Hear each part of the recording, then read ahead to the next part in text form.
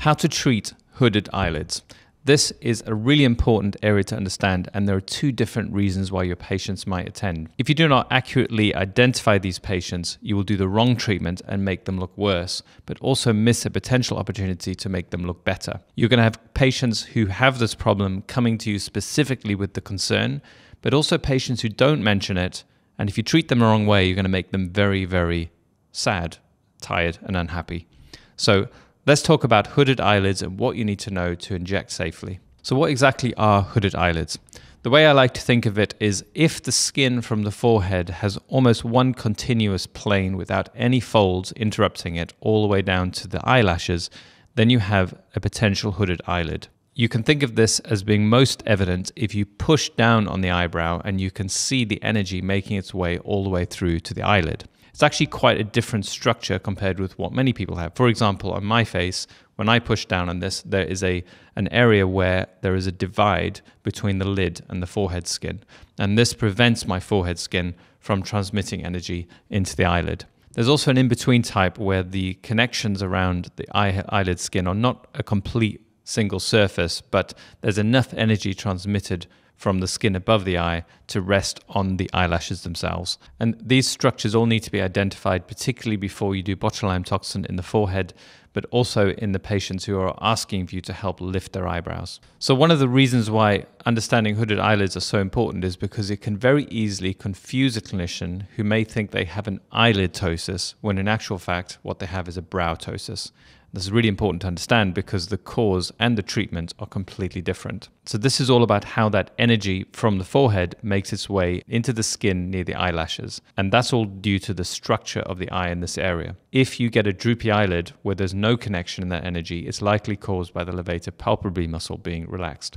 But if you get the same symptoms, but it's to do with loose skin above the eye from the forehead muscle shrinking down, you need to do something to lift the eyebrow rather than to treat the levator palpebral muscle. So usually this is the orbicularis oculi relaxing injections that can give you a little lift. A brow ptosis is not a hooded eyelid. A brow ptosis is a heavy brow, but if you have the wrong type of skin, you can then get some of that energy resting on your eyelid and it looks a lot like an eyelid ptosis. This is usually more of an illusion than reality. And if you look very closely at the shape and the position of the eyelashes relative to the iris instead of to the forehead, you will see that they are relatively the same, maybe with a 0.5 millimeter due to the resting.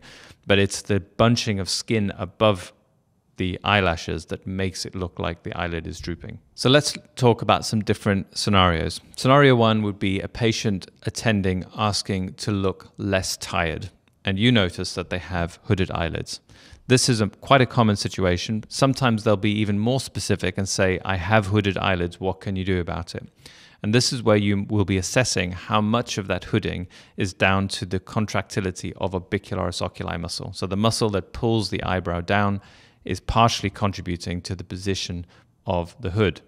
If you relax that muscle, you can lift it a little bit. So using the eyebrow itself, by relaxing orbicularis oculi and maybe even treating the frontalis, you may be able to create a little lift, which can open up the eyes slightly.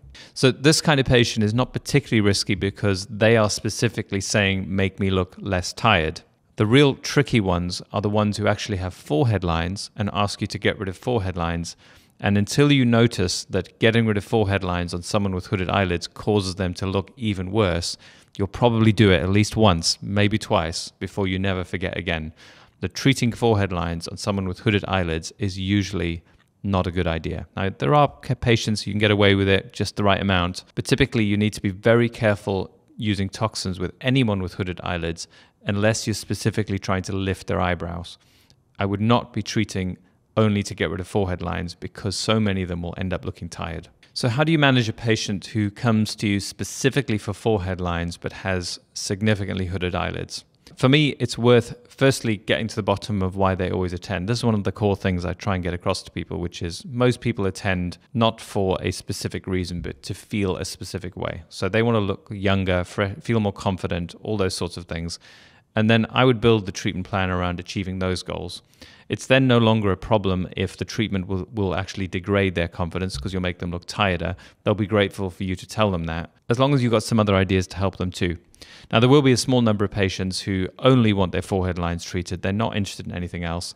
And unfortunately, you have to think of some other way of treating their forehead lines or not treat them at all. But there will be many of them who toxin is so much of a bad idea that you shouldn't do any at all. There'll be more so who you can get away with a little bit.